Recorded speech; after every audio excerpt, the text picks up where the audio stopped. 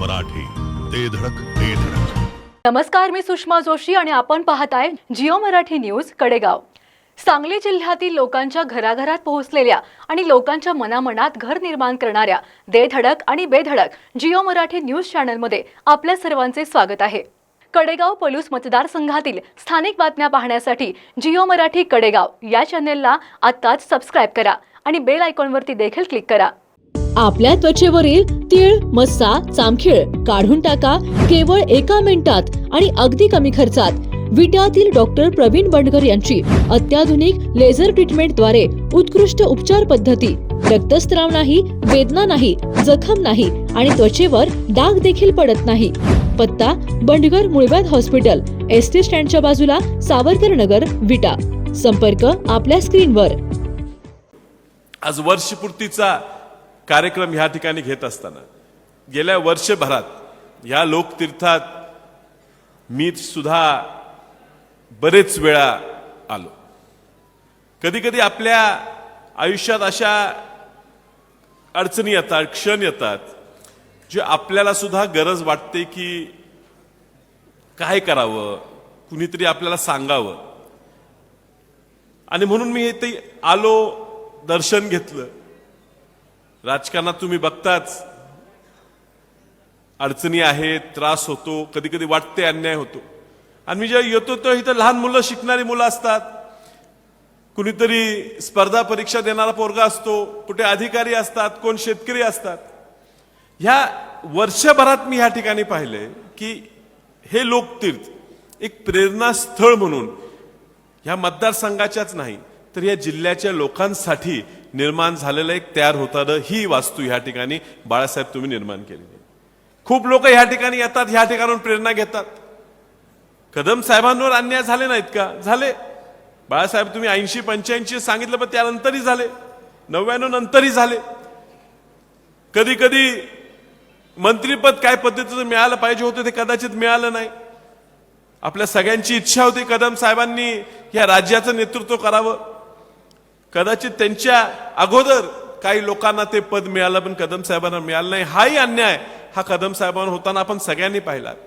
पण ह्या लोकतीर्थाकडे आपण प्रेरणा का घेतो की अन्याय जरी झाला असला तर कदम साहेबांनी आपल्या शेवटच्या श्वासापर्यंत आपल्या माणसांसाठी, आपल्या लोकांसाठी काहीतरी आपण घडवायचं आहे, त्यांचा विचाराचा महाराष्ट्र तयार करायचा आहे, हे शेवटपर्यंत त्यांनी मनात ठेवलं.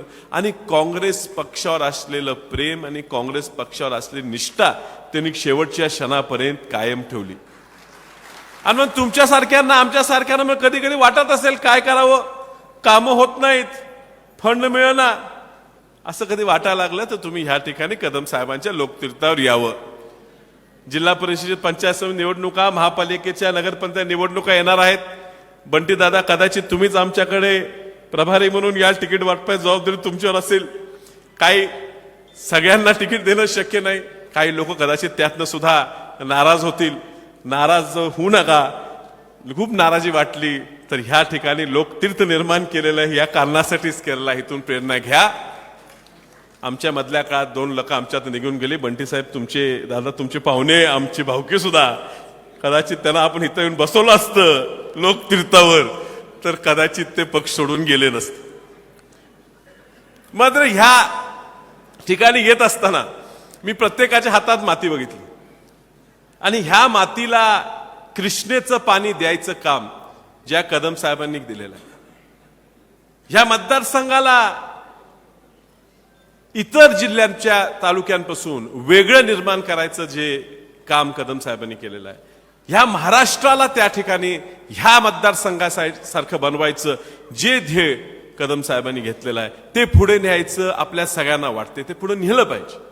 आज कदम साहेब नाही, त्याची उणीव आपल्या सगळ्यांना वाटते, आपल्याला त्यांची आठवण येते.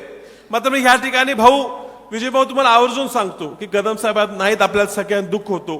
पण कदम साहेब गेल्यावर, आपले वडील गेल्यावर काय दुःख होतो, काय अडचणी येतात, आपण पोरकं वाटते. ह्या परिस्थितीत लोक आपल्यावर अवलंबून आहेत हे कधी कधी आपण विसरतो.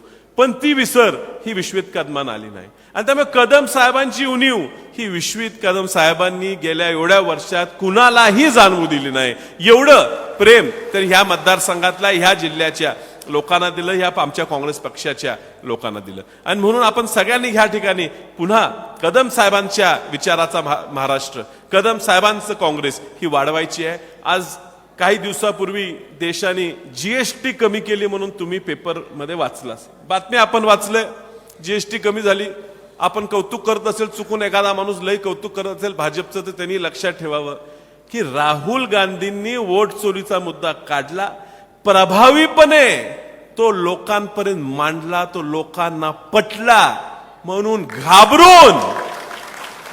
घाबरून भीतीपोटी राहुल गांधी 8-9 वर्षापूर्वी 2017ला सांगत होते की जीएसटीचे एवढे स्लॅब नसले पाहिजेत, 2च स्लॅब पाहिजेत, 5 आणि 18चे. ते राहुल गांधी 8-10 वर्षापूर्वी सांगत होते, ते आज सरकारने केलं. आपण आपल्या नेत्याला ताकद देत गेलो तर सरकार कुठले असो ते काँग्रेसच्या विचाराचेच निर्णय घ्यावे लागतील, आपण त्यांना भाग पाडू शकतो. आणि म्हणून आज ह्या ठिकाणी विजयभाऊ या ठिकाणी आलेले आहेत. महाराष्ट्राची जबाबदारी त्यांच्यावर आहे. भाऊ, तुम्ही सुद्धा आम्हाला सगळ्यांना आपल्या धाकट्या भावासारखं तुम्ही सगळं प्रेम द्यावं. जिओ मराठी, ते धडक ते धडक.